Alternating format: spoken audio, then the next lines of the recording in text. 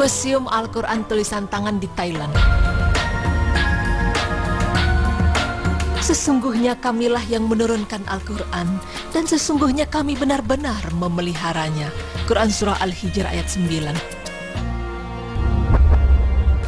Pemirsa beriman, untayan ayat tersebut tertulis di pintu masuk Museum Simpanan Al-Quran Lama Nusantara di Komplek Pondok Pesantren Madrasah Ahmadiyah Islamiyah lantai 1, Desa Salah Anak Ayam Baho, Provinsi Narathiwat, Thailand bagian selatan. Nama pesantren tersebut diambil dari nama pendirinya yang bernama Ustadz Ahmad.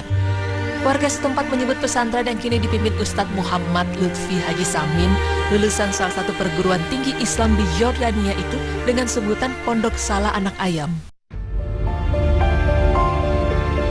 Ada sekitar 800 santri tingkat sekolah menengah yang sedang menempuh ilmu-ilmu keislaman di pesantren dengan bangunan 3 lantai itu. Lalu pemirsa, bagaimana dengan museum yang ada di dalam pesantren tersebut? Berikut penjelasannya. Pemirsa beriman, di pesantren yang memiliki luas sekitar 15 hektar tersebut tersimpan Al-Quran tulisan tangan kuno dalam jumlah cukup banyak, yang berasal dari Andalusia, Spanyol, Arab, Thailand, dan Indonesia. Jumlahnya ada 72 Al-Quran dan puluhan kitab kuno lainnya dalam bahasa Arab Melayu Jawi yang berusia mulai 200 hingga 700 tahunan. Di antaranya terdapat pula Al-Quran berukuran 17 cm x 11 cm dengan tebal 2 cm. Mushaf ini ditulis oleh Ibnu Almarhum Almarfu Maula Muhammad Al-Basari tahun 987 Hijriah, berarti hingga tahun 2015. Usia Al-Quran yang ditulis di atas kertas dan sampul dari kulit binatang itu telah berumur lebih dari 449 tahun.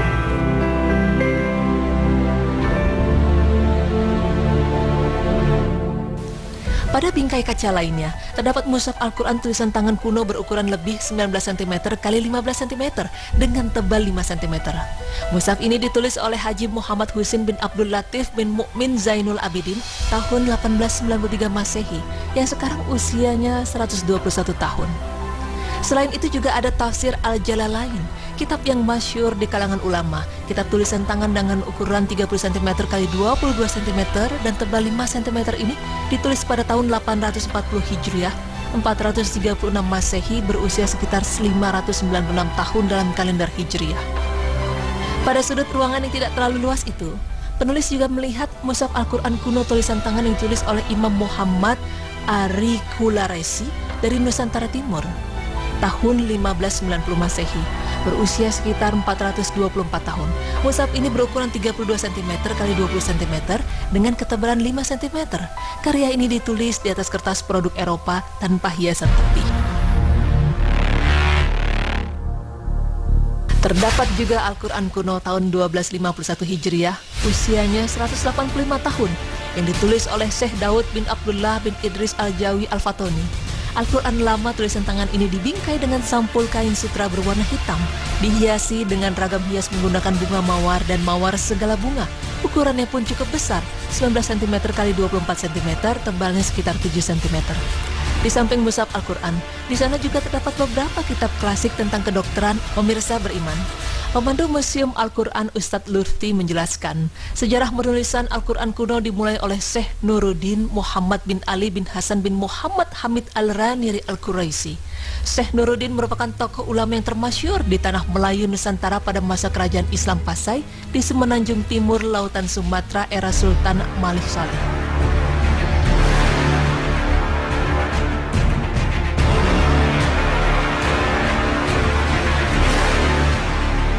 Menurutnya, Syekh Nuruddin waktu itu mendapat tugas sebagai qadi atau hakim dari Raja Malik Saleh. Dan ia juga merupakan mufti kepercayaan Sultan Iskandar II, Sultan Kerajaan Ajiah awal abad 16 Masehi. Ia juga merupakan ulama terkemuka yang banyak menulis kitab dengan tulisan tangan dalam 3 bahasa, yaitu Arab, Melayu, dan India. Karya Syekh Nuruddin yang masyhur antara lain Bustanus Salatin, Taman Segala Raja, yang merupakan rujukan raja-raja di tanah Melayu, serta kitab Siratal Mustaqim yang menjadi pedoman kalangan ahli tasawuf.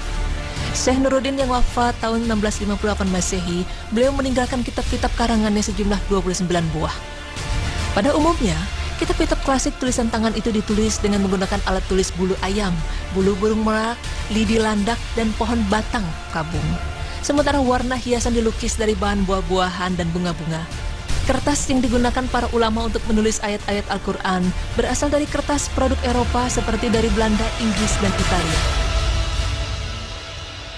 Para ulama, generasi pewaris selanjutnya, terutama di wilayah Narathiwat dan daerah sekitarnya dalam kawasan Pattani bagian selatan Thailand, mulai mengabdikan dan mengamankan karya-karya Syekh Nuruddin, ditambah mushaf dan kitab tulisan tangan lainnya yang dikumpulkan dari berbagai sumbangan hibah warga ke Museum Simpanan Al-Quran Lama Nusantara di Komplek Pondok Pesantren Madrasah Ahmadiyah Islamiyah.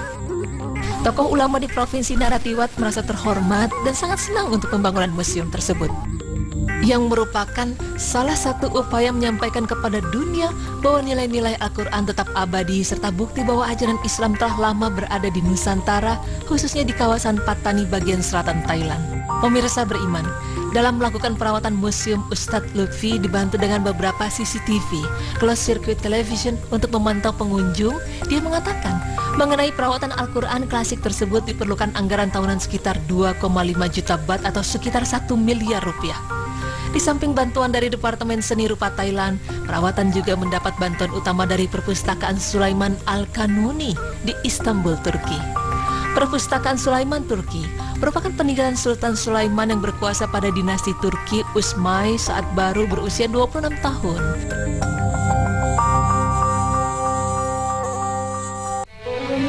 Jadi pemirsa, sampai sekarang ini para ulama dan pejabat setempat sedang merencanakan pembangunan sebuah museum yang lebih permanen untuk penyimpanan Al-Quran Nusantara tersebut.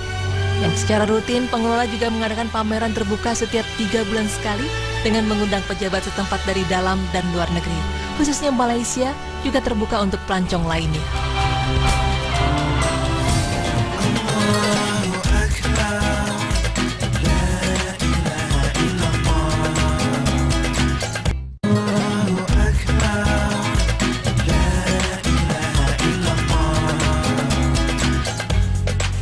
Alhamdulillah kita hari ini sudah banyak mendapatkan wawasan tentang dunia Islam ya. Tapi sebelum kita mengakhiri acara ini sih ya, kita ada kuis ya, seperti yang kita janjikan kepada para udah ada teleponnya nih. Iya, halo. Iya. Halo. Halo. Assalamualaikum. Waalaikumsalam. Dengan siapa dan di mana? Sama Kiki di Bandung. Kiki. Kiki. Oh, Kiki di Bandung. Kiki di Bandung. Oke, pertanyaannya langsung ya Mas Kiki ya. Kesenian apakah yang digunakan untuk penyebaran Islam zaman dulu? A. Tari. Yang B? B. Wayang jawabannya. B. Wayang. Oke. Masya Allah. Selamat ya Mas Kiki ya. Nanti insya Allah akan dapat hadiah dari Berita Islami masa kini. Oke Mas Kiki, sekali lagi terima kasih. Selamat ya. Oke. Ya, makasih. Oh ya, ya. Sama-sama. Tadi kita ada beberapa pembahasan seperti tadi kita bahas bahwa memang salah satunya adalah yang terakhir tentang tadi Masya Allah sekali ada Al-Quran tua yang ternyata adanya di Thailand. Dan itu bertuliskan tangan loh. Tulisan tangan gitu ya. Dan yang Masya Allah sekali sih memang sebenarnya ketika aku lihat Al-Quran udah tua banget ya, apa ya. Jadi aku menganggap kamu Kiki jadi Zizi. Jadi memang Al-Quran sudah tua banget dan itu kisarannya antara 200 sampai 700 tahun. Masya Allah. Dan masih rapih, masih terawat ya. Semoga ini menginspirasi kita supaya bisa merawat barang-barang zaman dahulu kala. Benar, jadi peninggalan-peninggalan dari ya semuanya yang benar-benar bisa kita jaga dengan baik ya. Dan insya Allah bisa kita ketemu lagi. Jangan lupa saksikan terus Berita Islami masa kini hanya di Trans TV milik kita bersama. Wassalamualaikum warahmatullahi wabarakatuh.